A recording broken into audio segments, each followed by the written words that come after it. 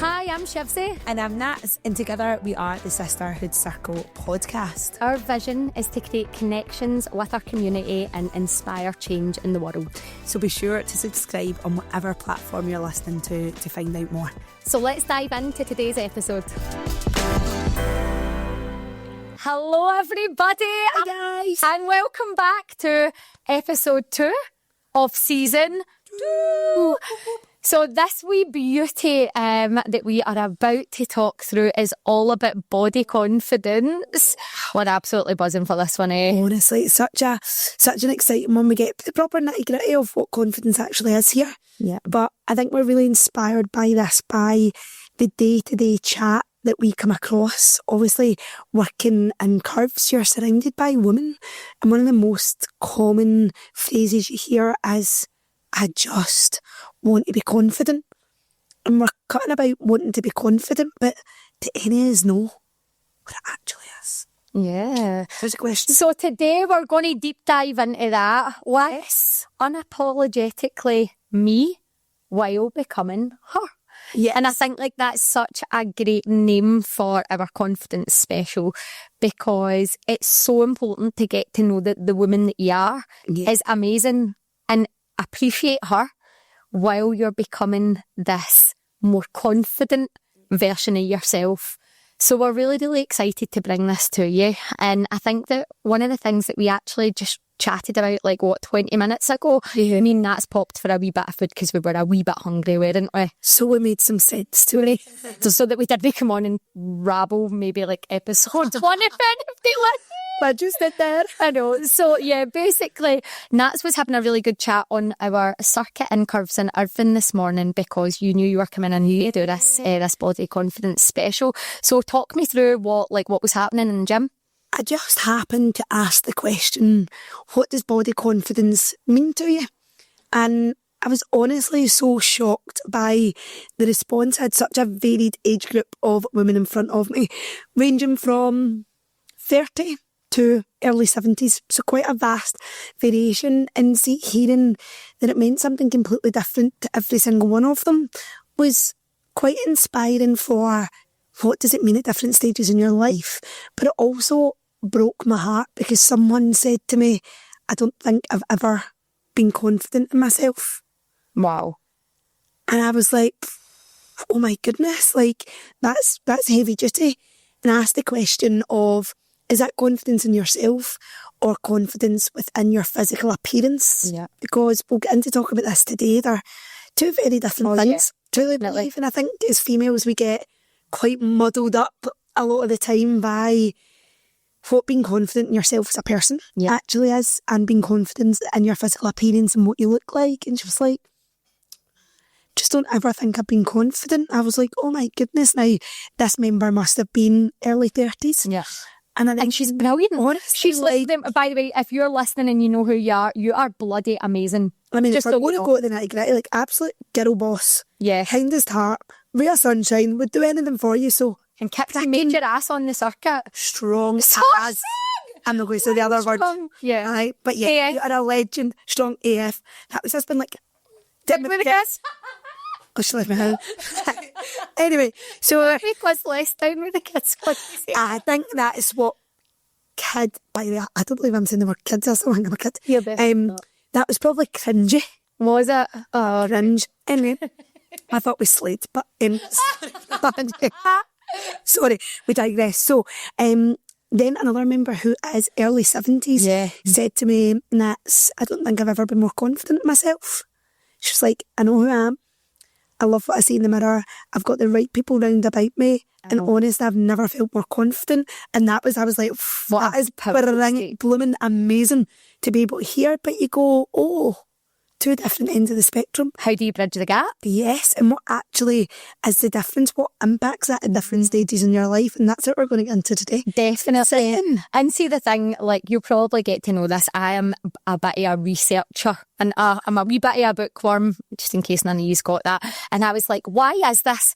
Why is there different stages in women's lives where you feel at your absolute peak of confidence and when your confidence reduces? Mm-hmm. And some stats that I pulled up that girls aged between 11 and 16 52% of them are worrying about their physical appearance from the age of 11 to 16. It's absolutely crazy. And I think that there's, like, we'll go into it later on, but the weight of social media, the weight it puts on our children and our young women as we're coming up is huge. I was actually really surprised when, like, we were doing prep and you'd sent through everything that stat was as high as it was at that age group. Definitely. So then going to girls 16 to 19, being 32%.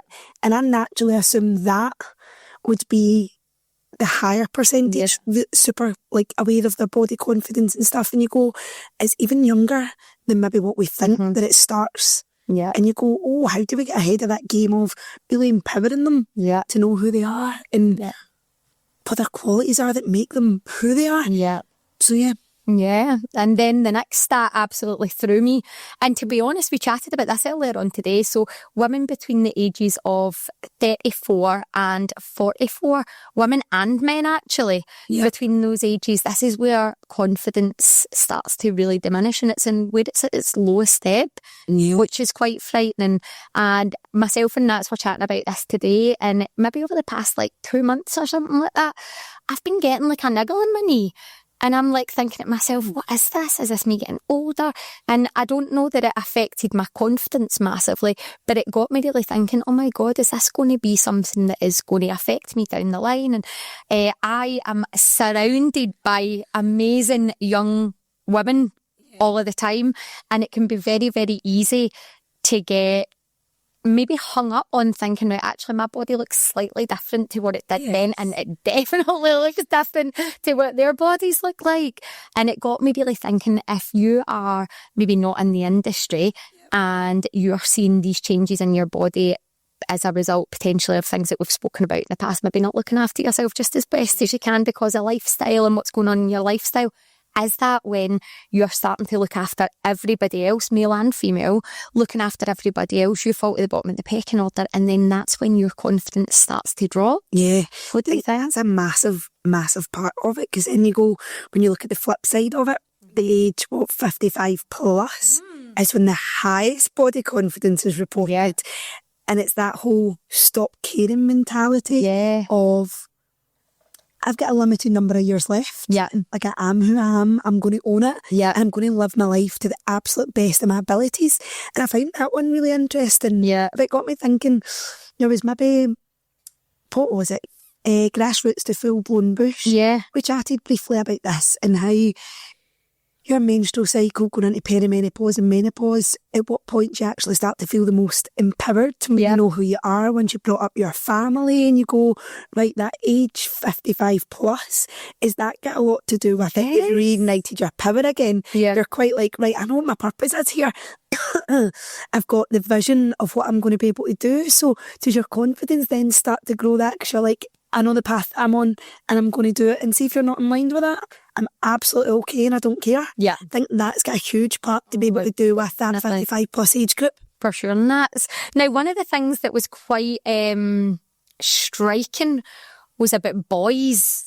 So we're talking, we're talking about girls here because obviously sisterhood circle and all that kind of stuff. But boys between the ages 11 and 19, only 25% of them are worrying about their appearance. That's like almost half of what girls are. And you wonder, what is that? They're the same age. But what could it be? What do you think?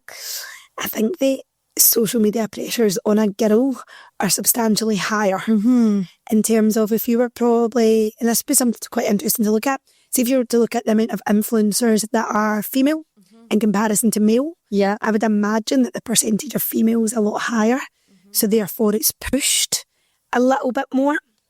But I think that girls potentially look for external validation a bit more than boys do. And I think we were going to cover this a wee bit further on, but it comes in naturally here. We were chatting and we'd looked at something on social media that was about the algorithm. Oh my God, And I think this is a massive factor to do with young girls. So, rascals. It is, the social media algorithm is designed that, see when a girl uploads a picture and she waits to see how it interacts, we know that generation are all about how many likes am I getting? how many comments am I getting? And if they don't get what is deemed enough, I don't even know what enough is nowadays, to be fair, they'll then go on, they'll delete that picture. And if they delete that within a certain time frame, the social media algorithm is then designed to push a weight loss ad onto their social media stream. So that could be from like a detox tea to a skinny jab to mad gummies that they can then take. And the aim of that is to strike them at their most insecure point, that they are going to then make that in turn to make a buying decision. Now that in itself is absolutely so corrupt. Yes. And if you think about girls at that age, are boys at that age taking a selfie in a mirror, putting it on their feed looking for validation? Maybe not. There will be some, but a lot less. If you think about the amount of girls at that age that are taking like pictures, getting ready to go out, getting themselves all looking beautiful, putting it on, looking for that external validation, that's got to show the drive and the number being slightly higher. Yeah.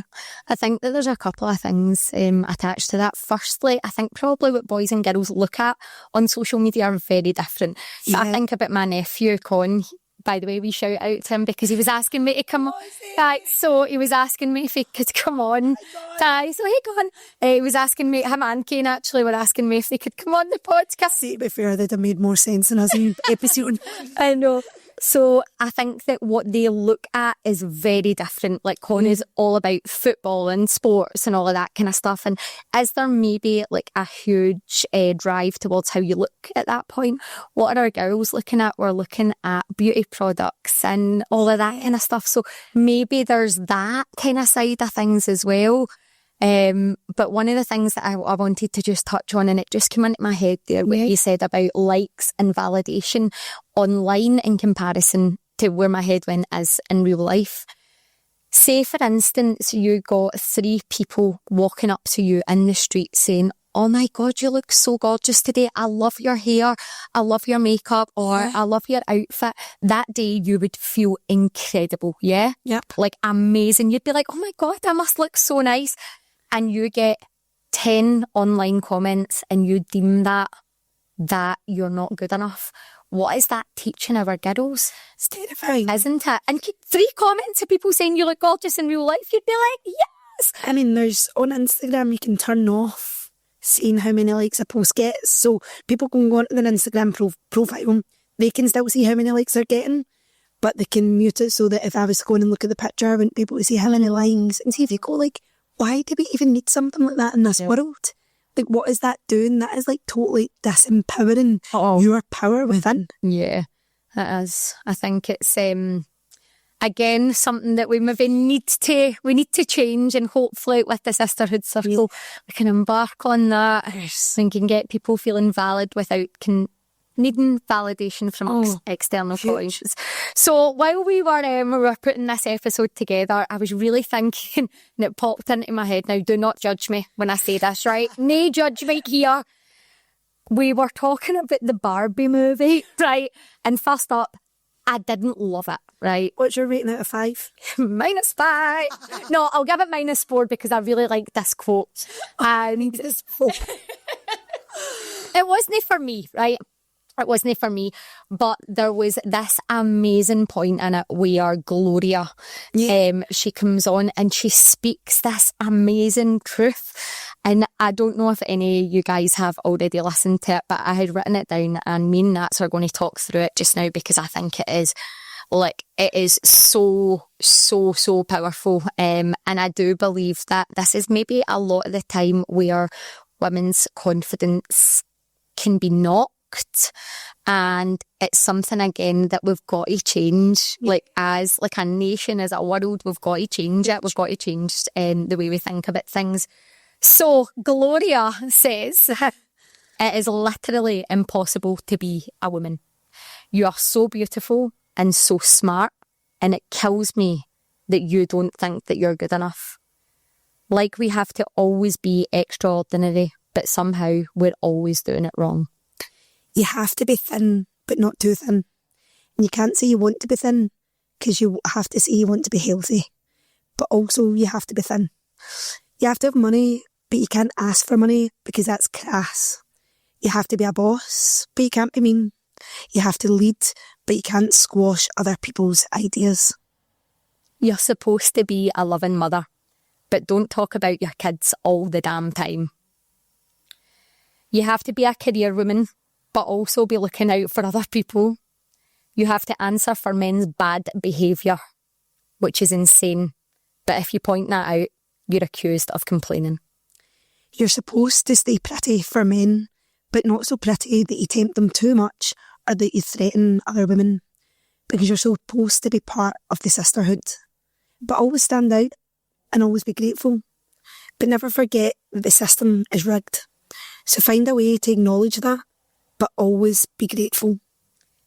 You have to never get old, never be rude, never show off, never be selfish, never fall down, never fail, never show fear, never get out of line. It's too hard, it's too contradictory. And nobody gives you a medal or says thank you. And it turns out, in fact, that you're not only doing everything wrong, but everything is also your fault. Like, see, even just reading that out, I feel emotional. And I think that it's an amazing thing to have put in a kids, like a kids film, and a film that we girls get to go see. So as much as I give it a -4, take your kids to go and see it, because there's a very, very empowering message in that. There really, really is. And I think, like, honestly, that really stood out to me. I was like, that, right, all right, it was worth coming to see it for every tiny bit. But we'd be really, really keen to hear like your comments on that, and maybe even any experiences you've had within like your own life that you can relate back to this. Yeah. I think that's the thing, it's so relatable. You can understand, even when you just read that alone, why we hear day in, day out, I just want to be confident. Like, it's easy to forget in a world that is all about comparison and what's going on, that every individual is just trying their best. Every small business owner is just trying to succeed. Every mother or father is just trying to do the best for their family. And I think you can get so consumed on the bigger picture and that external validation that it's like, every single one of us are just doing the best that we can. And if we stop letting all this consume us, it can only be easier. Oh my God, definitely. Can you imagine that you just didn't focus on social media and you just focused on your own life and just being the best that you could be? Oh my God, how incredible. Crazy. Definitely.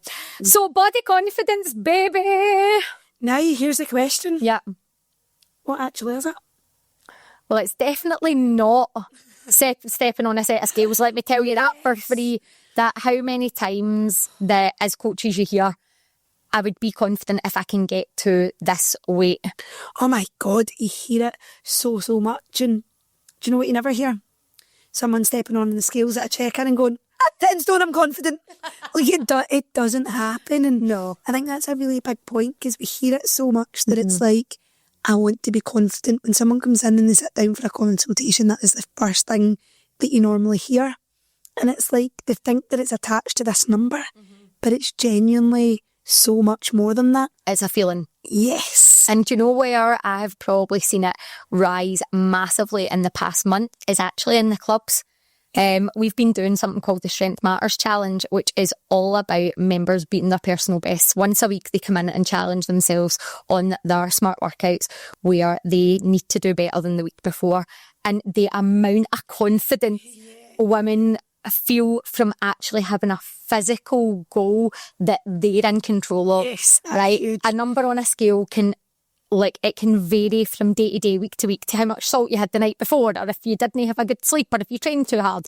And it doesn't matter how much work that you put into that, but you know that you can come in and focus yourself on a workout, and the confidence that is given our women, knowing that they increased their reps by 1 or 20 or 30 or whatever they did.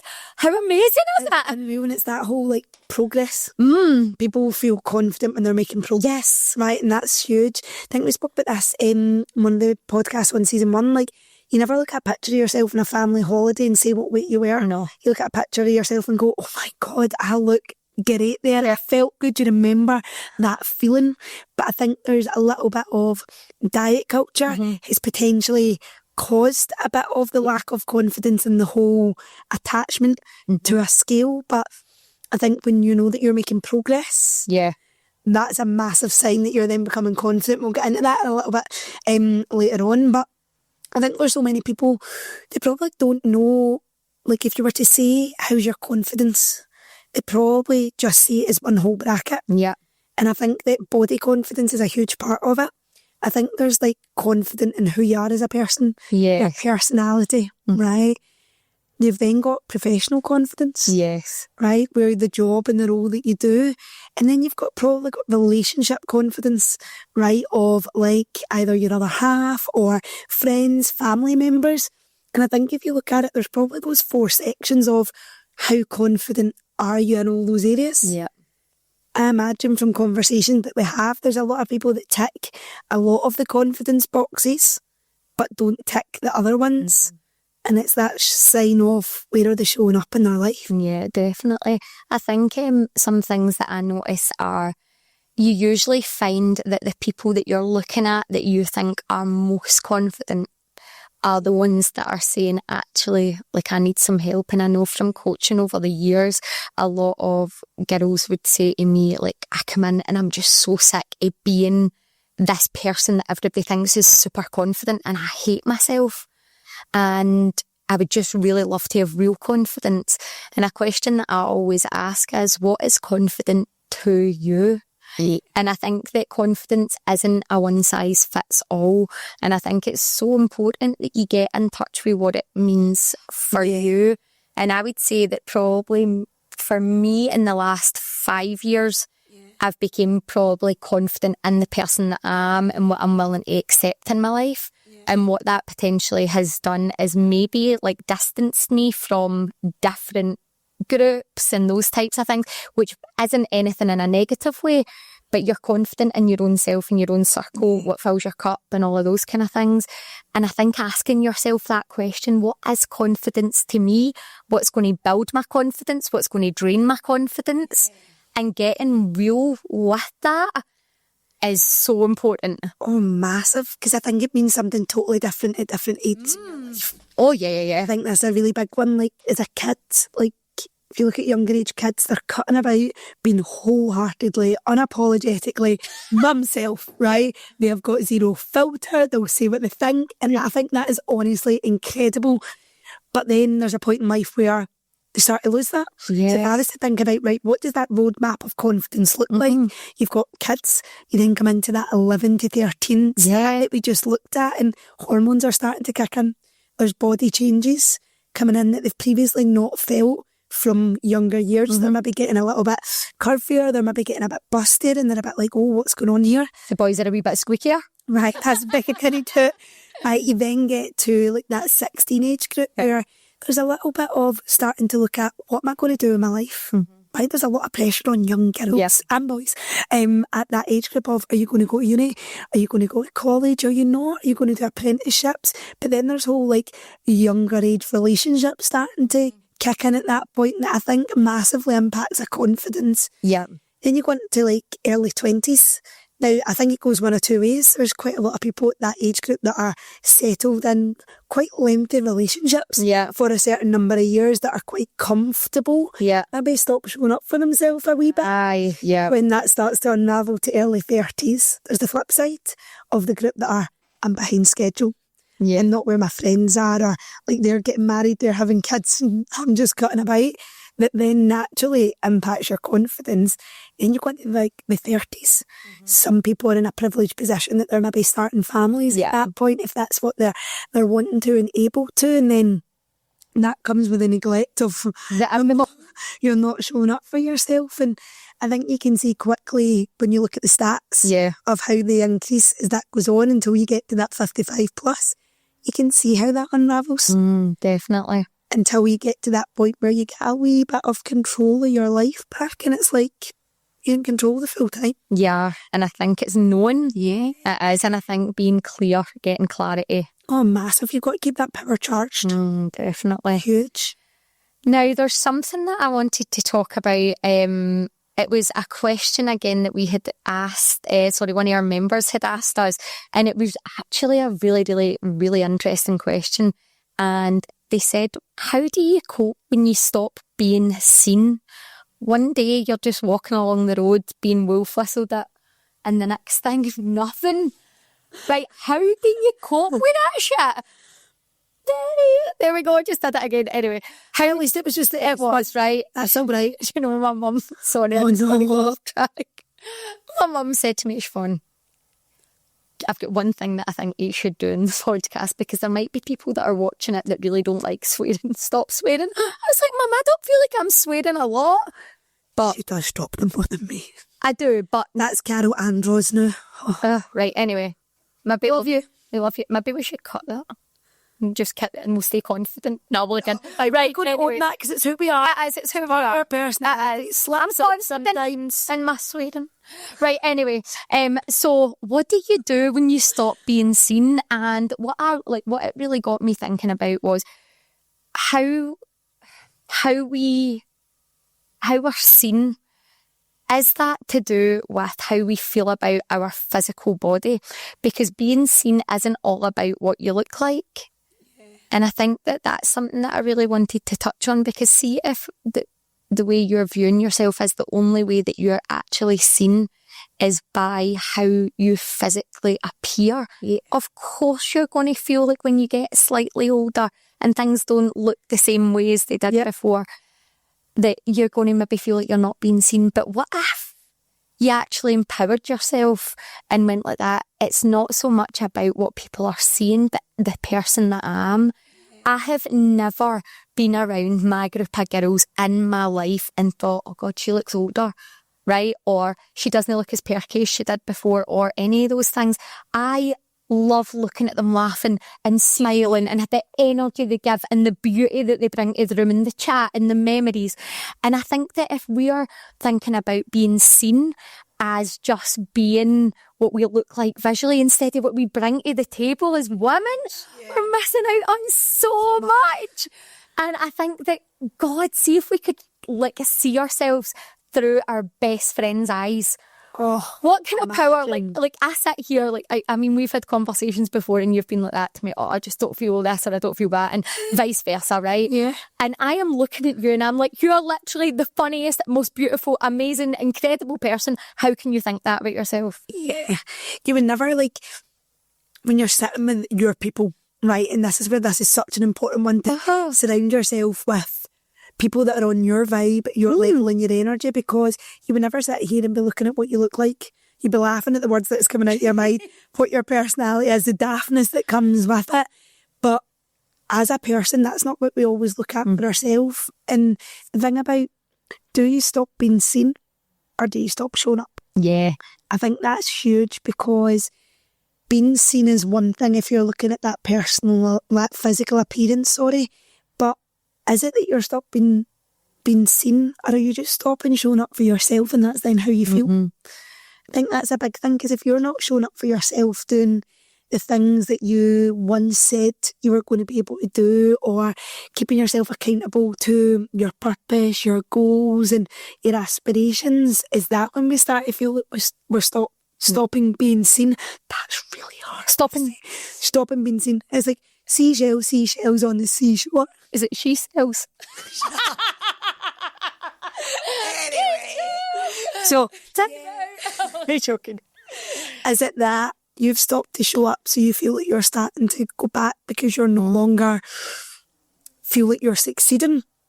I think, I think we're going to touch on this later on, but see what you said about, you're not showing up for yourself anymore. See, when you feel a bit rotten about yourself, what do you cut about looking like? Right, so let's be honest. Here, baggy top, nothing on your cooting. Hiya, I don't feel that. I'm so confident. No, that's true.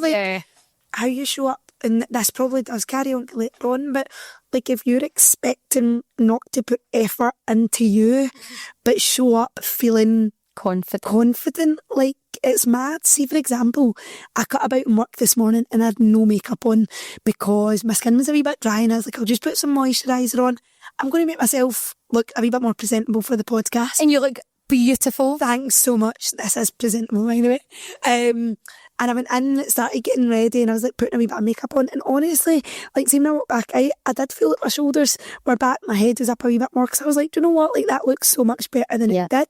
And you go, see if we stop showing up for ourselves in the simple tasks of taking self-care.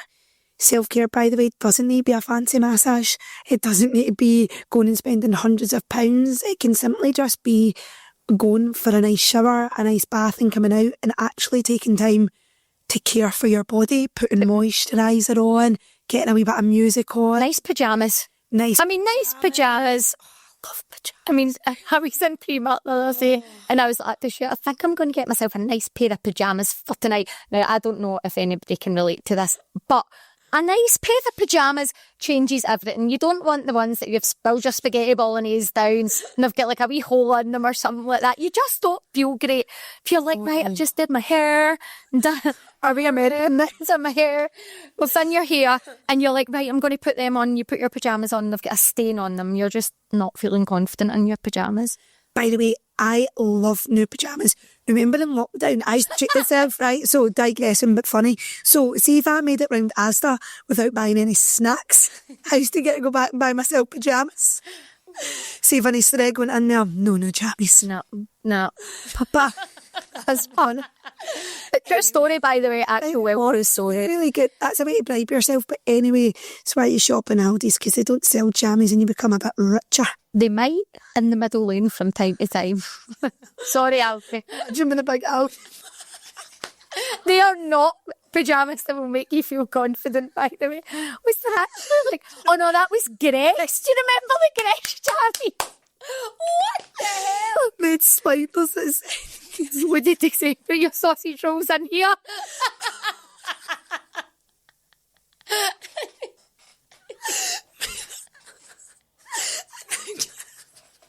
Right, come back to what did they say? Breathe. What did they say?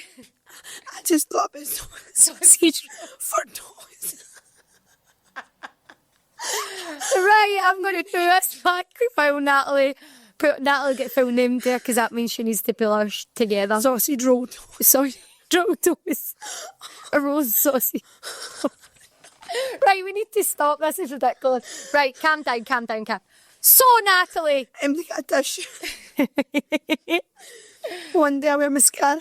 I know. Well, no, you've not actually made a mess. Anyway, that's quite funny. I hope that was entertaining. Yeah, but definitely. Yeah, like, you've got to be able to look after your body. And as you say, if you're putting jammies on that have got, like, your dinner spilt down them and expecting... that was cue for sort yourself. Then, of course, you're not going to feel confident. And if that's how you're looking after yourself and you're expecting to be seen, yeah, is that enough? Yeah, exactly. But also, don't put your value of yourself on someone else seeing you. See yourself for who you are. Oh, massive. And we'll talk about that later on down the line. And we'll talk about a couple of things that we're going to help you with later on the line, down the line. Be seen by yourself.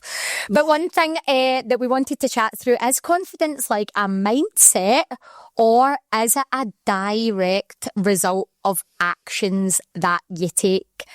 And one of the things that I teach in my Unwritten the Female Master Plan is body confidence and how to get it. And we deep dive massively into what it, where it comes from. And what we talk about, and what we're going to talk about today, is the areas in your life where you feel the most confident.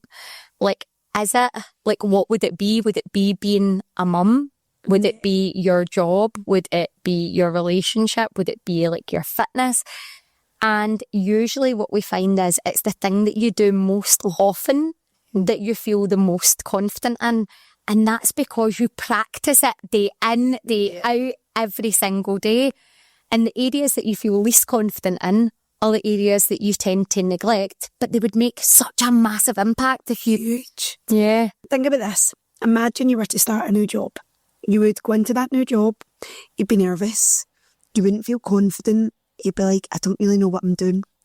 You keep turning up every day for enough days and enough weeks, and all of a sudden you're a master at this new job.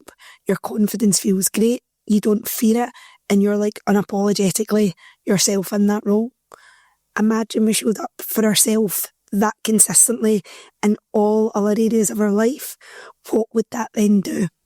And we say all the time, it's a direct impact of action. Yes. If you're not actioning something, your confidence is directly then being impacted from it. And I think we all chase this feeling of being confident, but we're not always willing to do the work and to the get there. action that it requires to be able to do it.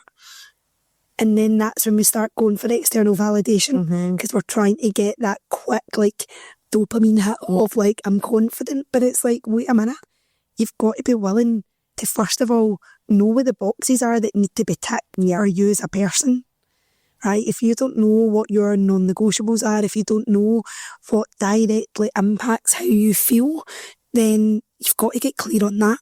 Definitely. Got to then be willing to put the work in and tick the box. Nobody else is going to do that for you. Whether that be, like, this could be anything. It could be body confidence of showing up for yourself, health and fitness. It could be work confidence. It could be relationship confidence as well. Like, you've got to be willing to show up and tick the box to be able to get the reward back in return. Definitely. And I think something that you say it really often, and I'm surprised you didn't say it there, no action is an action. Yeah. Right? And that's the truth. Like, when you don't take an action, that is an action in itself. So it's about, do you know what would be amazing if you guys could sit down for a wee minute and talk about the one action that you could actually take that would change the trajectory even of your confidence, whether it be, like what Nats had said, body, life, relationships, whatever it is, because it would be a damn shame for us to not know where our power lies. Oh, hugely. I think I did a wee post on that the other morning on the Instagram page. If you haven't already followed us on there, make sure you do go on and have a wee follow. But I know, by the way, check me out. Whew. But I was out running, and I actually, this is brilliant. I don't know why I never thought about this. Never even thought about it. Anyway, so I've been out running with Stuart recently, and Stuart is oh my God, he's so fast. And it's amazing how fast he is, but it does make you feel like you are shit. Right? So he's so fast. And when I say he's fast, like, I'm talking he's in zone 2 heart rate for anybody that knows when they're training, and you're in zone 5, and you're just like... And he's still 100 metres in front of you. Yeah, honestly, this guy, it's unbelievable. So I would say that, like, myself and Stuart did our first high rocks back in March time. Yeah. And we did amazing, but Stuart was just recovering from an operation. And now I'm starting to think to myself, how am I ever going to keep it up with him in Geneva? We're getting tickets, by the way, just haven't got them yet. But how am I going to keep up with him? And every time I was going out with him, I felt like, and no fault of Stuart's, more than myself, I felt like I was getting less confident in my runs. I think I said this to you, I'm like, I'm not doing good here with my running. And I was like, right, okay, do you know what? I feel like I need to go out a couple of runs myself. Yeah. Now, I'm a kind of need to warm up into a run kind of girl, right? I can't just go and run 30 kilometres, do you know what I mean, right off the house. Right? That day we did that. Likes a warm up. I do like a warm up, right? So if we can take us back to this, warm yourself up properly, right? Before you try and be confident at it. But yeah, and I went and I warmed up properly. I ran about my back garden like a loony, doing all the twists and all of that, all the stuff. And then I did a wee, like, maybe a 5-minute run before I even set my watch. And I absolutely bossed my run. Like, I bossed it in my, like, VO2 max started increasing. I was, yes. And I was like, yes. And I was pure buzzing with myself because I did it myself. But there was lots of, like, wee points along the road where I was like, my confidence is getting knocked, my confidence is getting knocked, my confidence is getting knocked. And sometimes you've got to say, well, do you know what? I'm not going to do that thing that's going to knock my confidence. I've got to take myself out of that. Yeah. And I'm going to do some stuff on myself. I'm going to do some work on myself. And I'm just going to push myself to do that. And the result is then your confidence starts to increase. Yes. Yeah. See, the thing, if you really think about it, your confidence is in the inaction. Yeah. Like, if you just take the power, take the bull by the horns and start doing it, you're going to start to reap the reward and in return. And I think it's important to look at, like, okay, like look at the areas that you feel like your confidence is lacking in. Like, if I was sitting here myself, I'd be able to go, right, okay, I know the areas where my confidence excels. I'm so, like, assured of myself, strong-minded, that kind of stuff. But you naturally know the areas where it's not. And you go, right, wait a minute, like, you can't keep shying away and expecting the different outcome to come from it. And I think, like, as a woman, we'd probably say, like, our confidence lies in our body. Yeah. And it's going, when was the last time that you actually sat down and was honest with yourself and went, right, okay, where is my body confidence? What's one action that I can do to make that better? Where is my relationship, confidence, friends, family, all that kind of stuff? And what's one action I can do to make that better? Yeah. Do that with your professional life. I can't remember what the fourth one I said.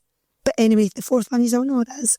And then go, right, there's 4 simple actions that are going to, in 7 days, have a direct impact on my confidence. Yeah. Because it's immediate change. Like, it doesn't take 4 months for your confidence to increase. No. One It's small just thing. to show up for yourself. And you're probably listening to this going, there's one thing that I just keep avoid doing every single day that I know I should be doing. And it's it's impacting. funny voice. And it's impacting how you then feel. So you've got to start to take action on it. So yeah. Moving swiftly on anyway. I'm going to get you to talk about this date now. Moving on. By the way, can I say, see, since we brought that up in a podcast, I've had absolute pelters off of a few people in terms of how's the dating chat. And how is the dating chat? I've not got any updates because I'm not taking action. So I can't expect a different outcome. So what is one actionable thing that you could do this week, Natalie? This was not meant to go this way. Right, I'll let you think about that. No, to be fair, you got to show up, right? Like, I show up in all the things I'm great in, right? Like, Oh, you do, and you're I great do, at so many. right? But it's easy to fill your cup with the stuff that you're like, I can do that, that's easy. Good job, makes yourself feel good. But you need to show up in the areas you're not. Yeah. I need to be better at online dating. I know. I just wish, do you know what? It's like, honestly, it's judging people on appearance. Yeah. Like, like this is it, right? Just in case you're listening on Spotify, I've got a bit of paper in front of me and I'm kidding on, it's a phone. Ginormous phone. It's huge.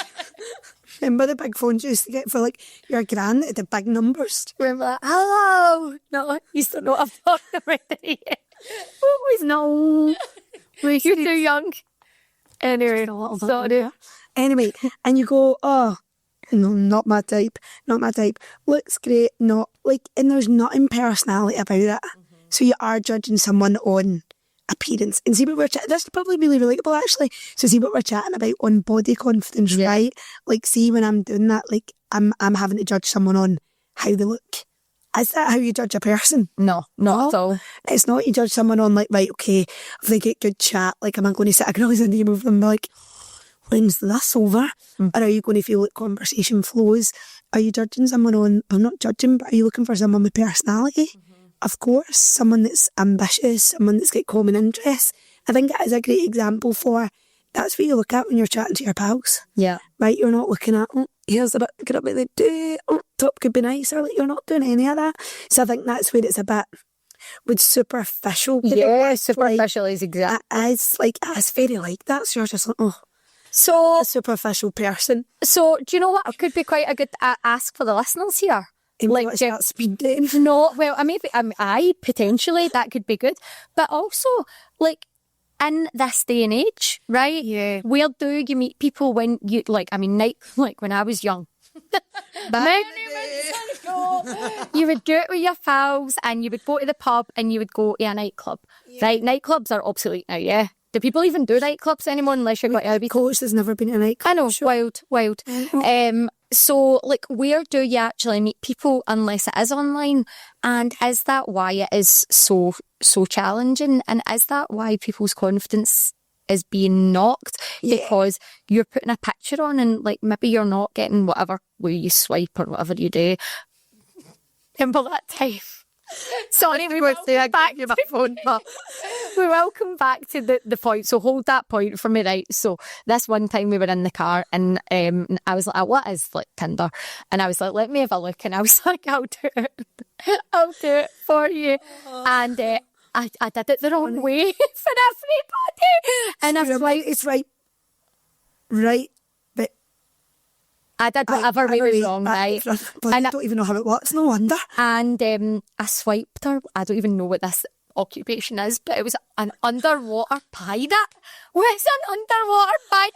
Nats was like, yes, what have you done? And I was like, I don't know, I'm really sorry. See, to be fair, I'm not behind schedule in life. I'm like, look at what I'm Drink your beer. Anyway, So, yeah. And it is, and you go, that's what you're... I do think it does...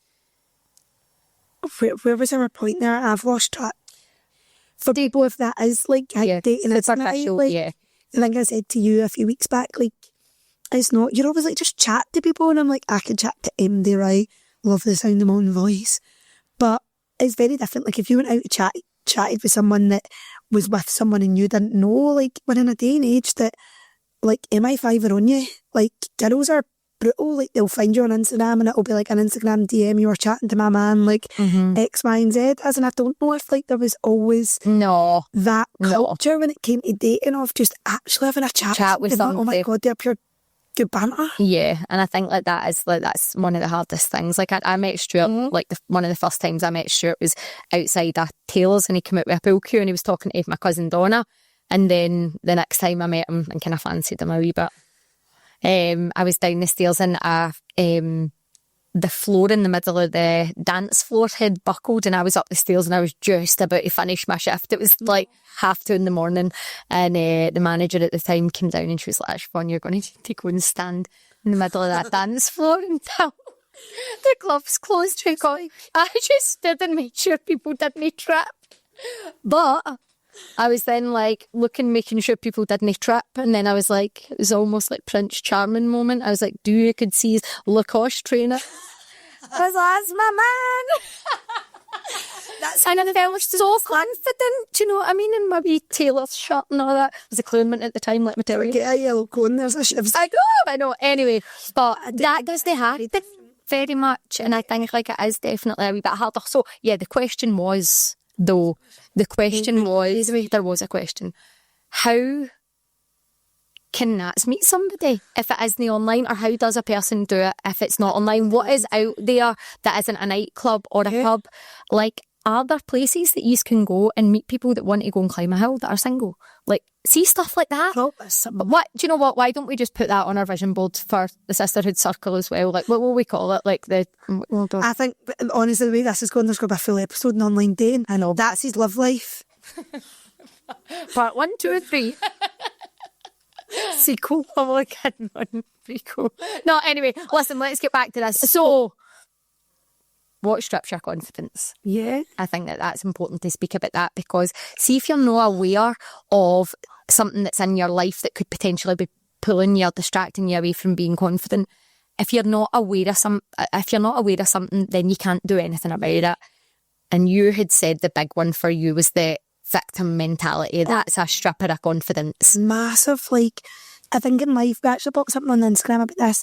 Things either happen to you or by you, this mentality. And there's two types of people. Everything happens to me. It's just the way that it's going to be.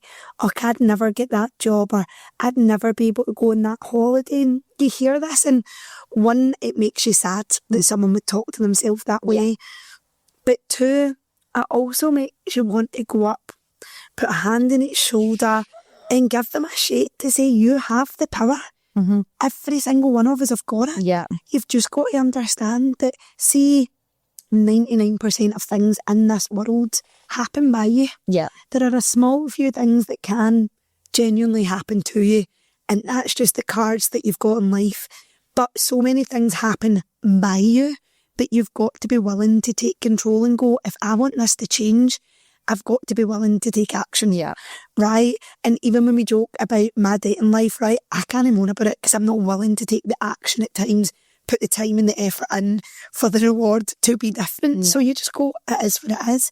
But it doesn't mean I'm then like a victim, like, no, pure moaning about it all the time. And it's the same for loads of things in your life, whether it is your job, that you're just like, I'm just stuck in this job. I'd never be able to take that. Do you know what? Change it. Yeah. Like, you've got the same opportunities as the person sitting next to you. You've just got to be able to go look for them. Yeah, definitely.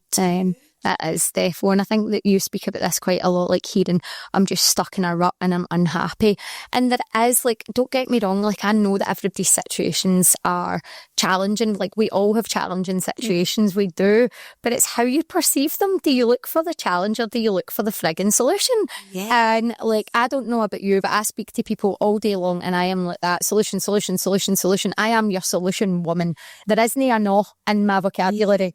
I think when you've been practicing this for so long though, right, you sit down with someone and they're having a really hard time, they're in this rut, or they're just maybe a more it happens to me kind of person, and see within 10 minutes there's 3 actionable solutions that are out there, and I sometimes don't even know where they come from, because it's just the way I feel like my brain is now wired in that way that 90% of the time we all have our off days, right?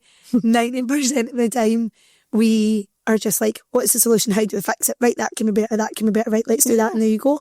And that person is like, oh my God, that 10 minutes that we've given them, they're just like, that's a game changer. And you go, every problem has a solution. You've just got to be willing to open your eyes to it. And I think that that's the biggest thing, is if you're resisting the solutions, then you're always going to be stuck in the problem. And it's just being able to go like that, actually, do you know what? Maybe what this person is telling me or what I'm telling myself is right or wrong. And I think that being open enough to take solutions is vitally important. And here's the thing, you've got to sometimes ask yourself the tough, closed questions. I think as people, we're more inclined when we ask ourselves a question, it's like, right, okay, an open question so that we can have this long-winded answer that in a roundabout way is a pure excuse. But see, if you ask yourself, am I doing the things that I need to do to get the reward that I'm looking for? Yes or no? Don't care if you're too busy, if you've not got enough time, if life's getting in the way or things are really hard. Are you doing it or are you not? Right? And you've sometimes got, how much would you love to say that? There's some people you can say, you're close enough to, right? Yes or no? I don't care if your cat said this or that or what's going on, right? You did it, you know. And see if the answer's no, then there you go. Like, you've got to then start to take the action. I think it's also massive, like, your words, right, are huge when it comes to this. And we actually spoke about this earlier, like, your words have got energy attached to them. If you are cutting about all the time and somebody's like, oh, how are you? And you're like, oh, I'm all right. And I'm fine. But you're expecting to be this ball and beacon of confidence, that's how you're cutting about. Choosing to say how you're feeling and looking at how you're feeling, you go, that's got to shift as well, to be able to have that energetic feel about yourself, to be able to take action. For sure. And then as well, like, on top of that, like, expecting confidence to come from an external like an external place. You're looking outwards for your confidence instead of inwards. And I think that it's wild to think that you could create something, an energetic field, within yourself that is this confident person from something external. So I'm waiting for this to happen, to get this approval or whatever it is. It's not about looking externally. It's about looking internally and being like, this is who I am. And I think that there's huge weight behind that. And I think everything ties in. Like, if you think about, like, when we're talking about the law of attraction vision, like, you've got to get clear on what you want, right? So it starts with a clear understanding of who am I as a person, right? Where am I just now? What do I want to be as a person? Right, okay, bridge the gap of what action needs to be required. What do I want to get out of my life? Like, we get one shot at this.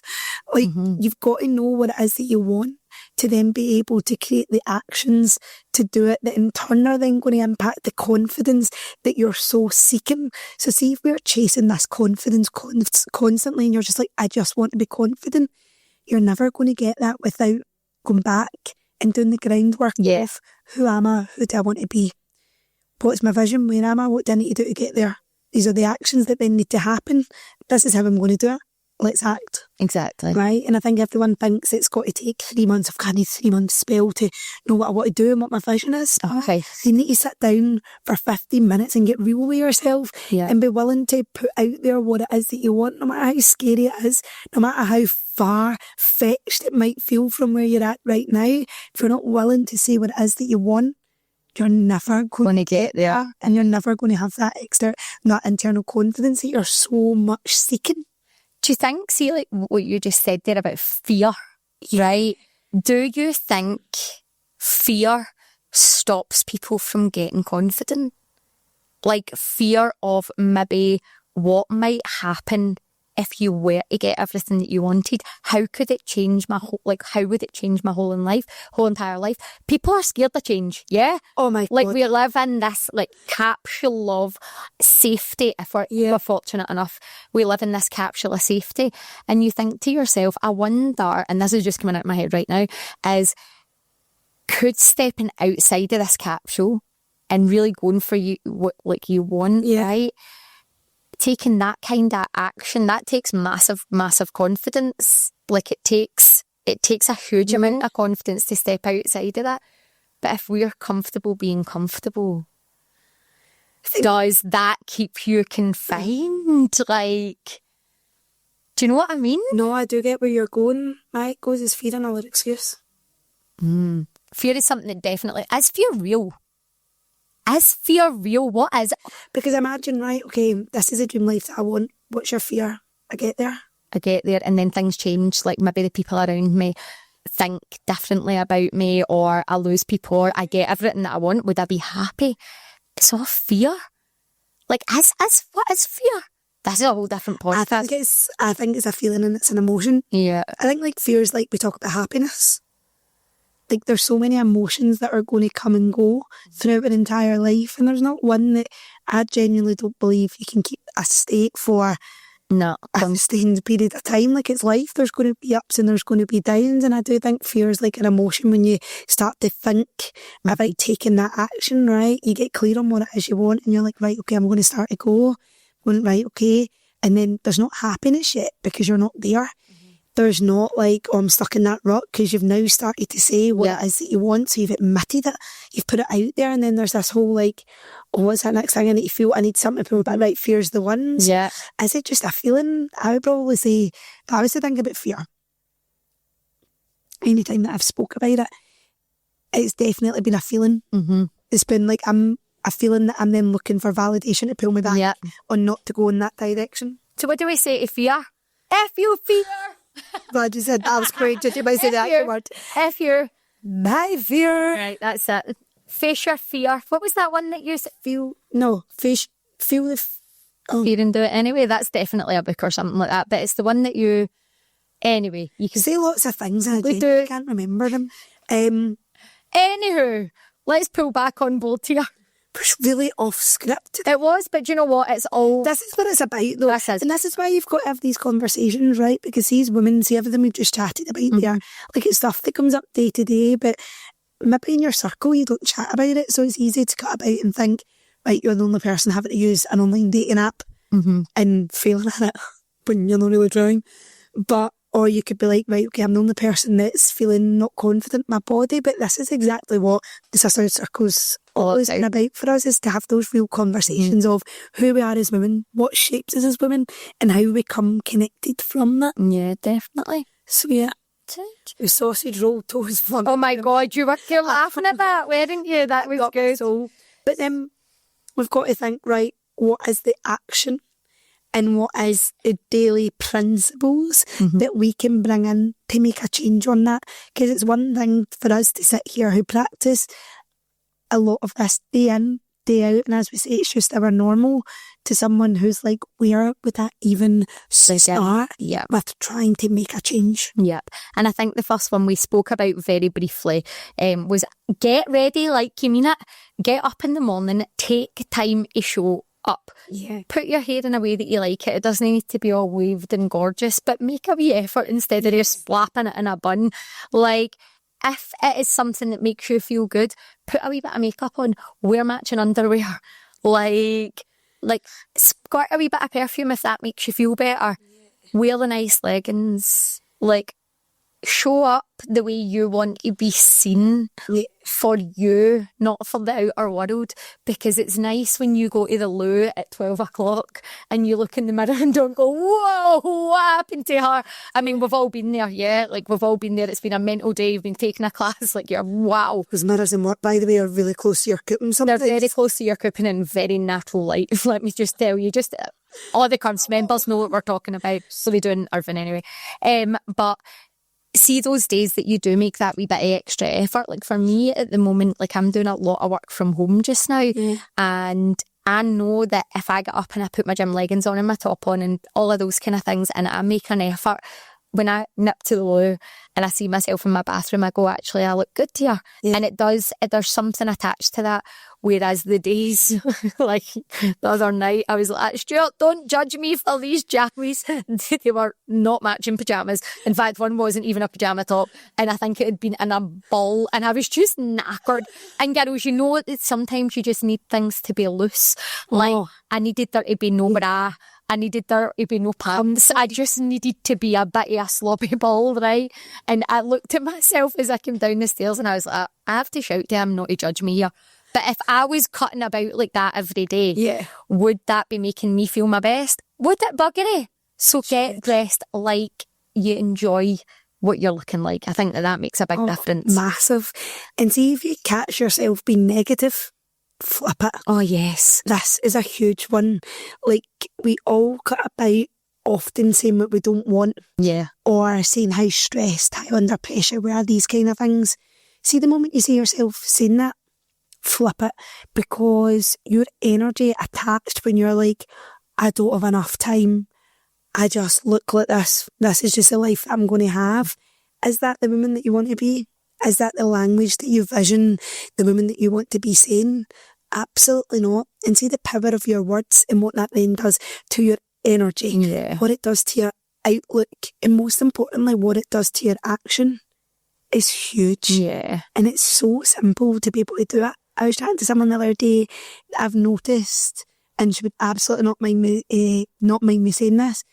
Say for probably the last 8 to 12 weeks, I don't have enough time. And I said, what if you started saying, I have all the time that I need? But I don't. I was like, how much time are you spending on your phone? Screen time was scary. I went, how much time are you sitting watching something at night? And I was like, you're validating yourself by saying you don't have time. Start to say, I have all the time that I need. And I guarantee you, you're going to put your phone down a bit more. You're not going to sit and watch that last episode because you're starting to act and turn with your words. Yeah, definitely. And I think the energy one's a big one in that. Like you hear, I'm just so tired. And see the thing, like maybe you are tired, there is weight to that, but see if you could say, I'm working towards gaining more energy, what actions would you take if you were working to having more energy? It doesn't need to be, I'm so tired to, I am so full of life. It's, I'm working towards that. And see if you could start saying those types of things. It doesn't need to be the complete polar opposite, but it can be like, I'm working towards these things. And that leads us really nicely onto like your affirmations. Now, a lot of people think like affirmations are like are airy-fairy, right? They are absolutely not. Whatever you affirm to yourself through your words every single day is what you become. I learned this years ago, are two of the most powerful words in your vocabulary. Whatever you put after I am will shape your reality. I am ugly, I am tired, I am sick, I am bored, I am depressed, right? See if you were to then flip those to I am powerful, I am making a difference, I am love. God, my God, that one, I am love.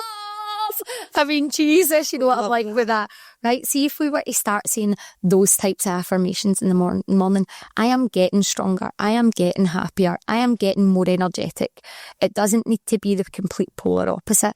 Get up in the morning and say your affirmations. You don't need to change them every day. In fact, I challenge you not to change them every day. I challenge you to keep those affirmations the exact same every single day, because the more you say them, the more you feel them, the more you believe them, the more those things show up in your life. It's not about changing everything every day. It's about consistency. Like anything in the whole world is like consistency. Pick 3 affirmations and roll with them. You do them for 30 days without failure.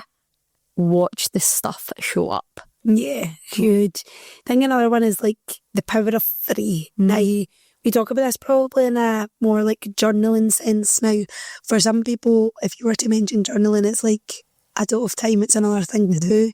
Journaling doesn't mean sitting down with a candle uninterrupted for 15 minutes with a really fancy notepad. Journaling can be literally done driving your car on the way home from work and going, what's one thing that I did well today? Right? What's one compliment I either received or I gave to someone to make themselves feel good? And can I just say, see if you see it? See it. Right? It's huge. Like, see if you see someone looking great, be the person that's going to compliment them, because think how good you feel when you're given that compliment. We've got to lift each other up to be able to build on that. But then also being able to go, what's one thing that I'm grateful for? We sometimes find ourselves in life chasing constant things that we want and reaching for the new job, the new handbag, new car, whatever. And we sometimes forget how grateful we've got to be for the simple things that we've got in life. Yeah. And I know like people are like, oh, that's maybe a bit extreme, but see if you've got a roof over your head, that is something to be hugely grateful for.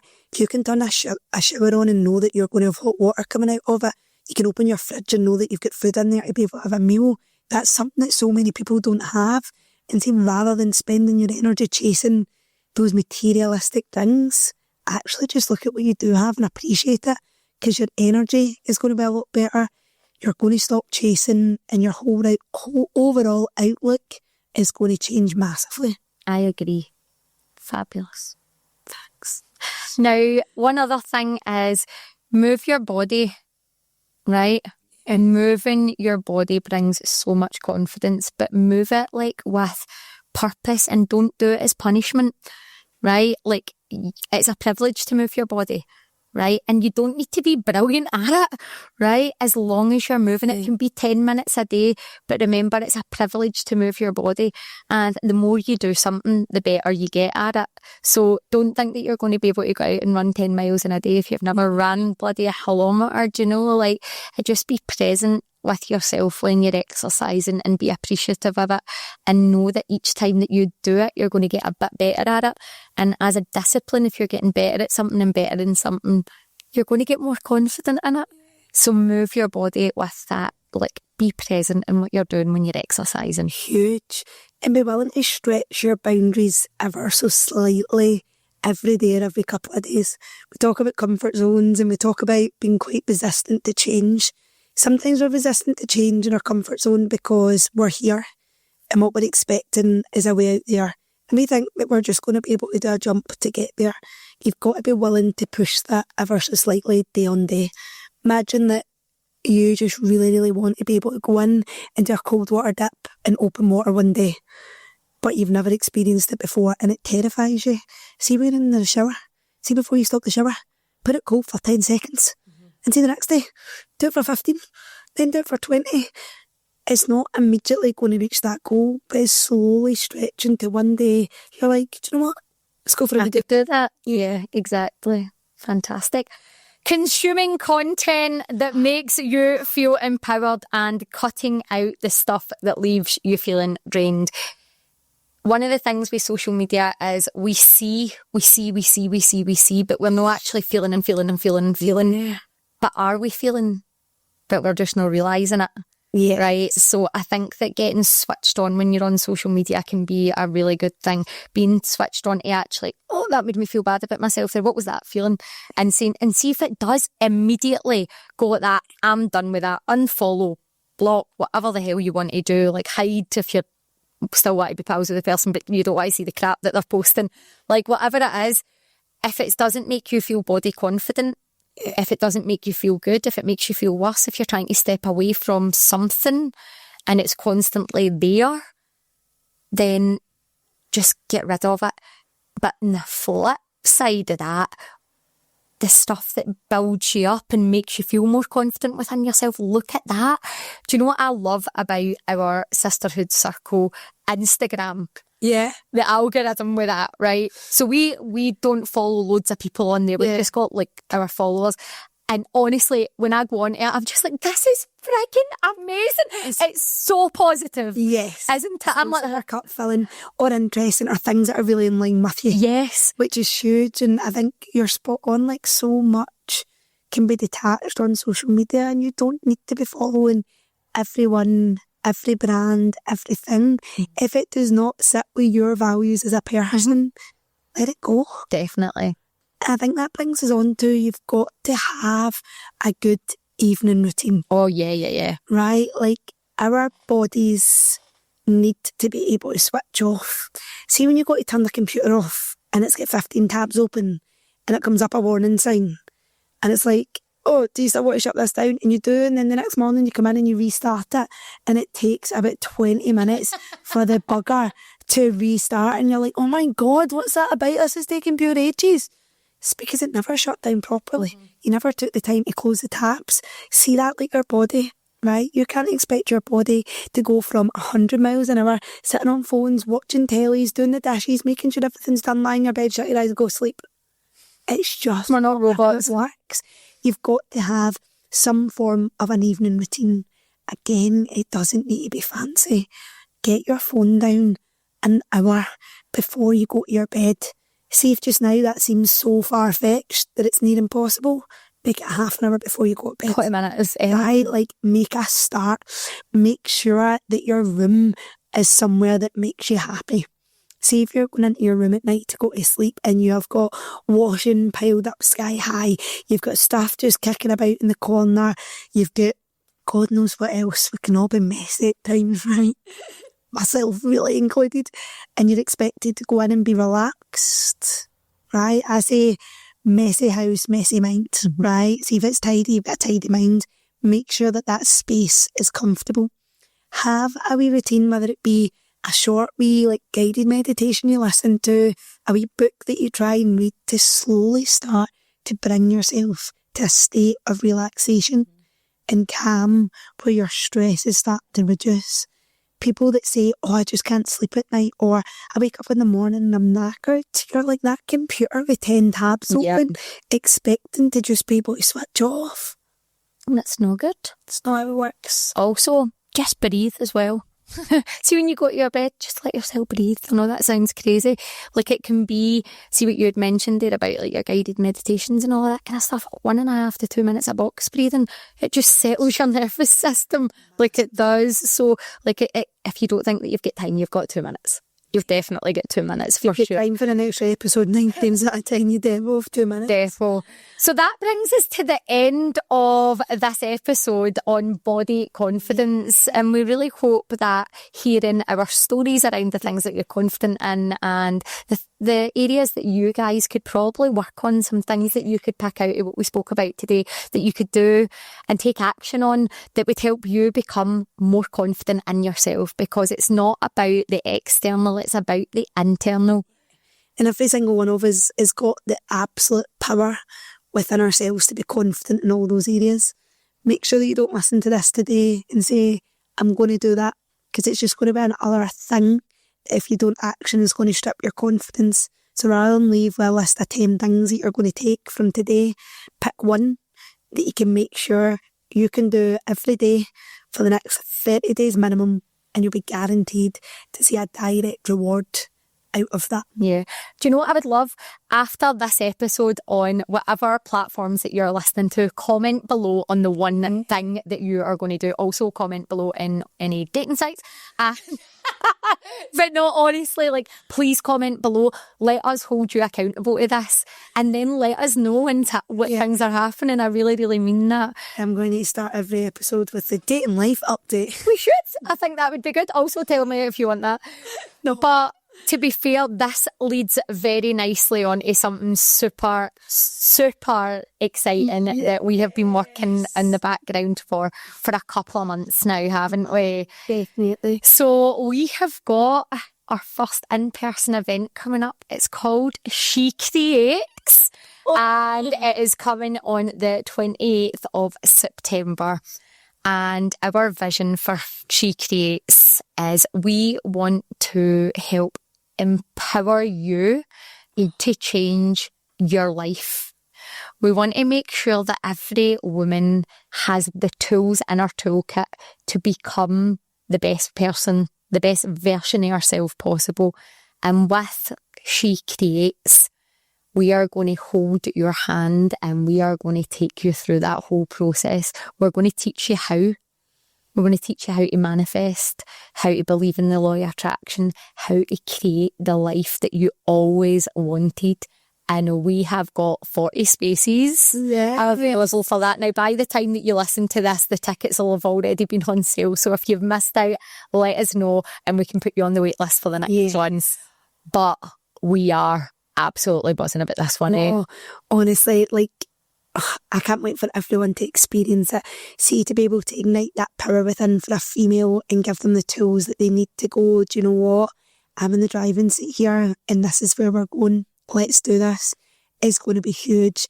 And I think, imagine, right, just having all the tools you ever needed for no matter where life takes you, when you're stuck in that rut, when you're feeling like you're on the wrong path, just to be able to go, I need to reset this. Yeah. This is what I'm going to do. There you go. And that's what we've created with She Creates. Yes.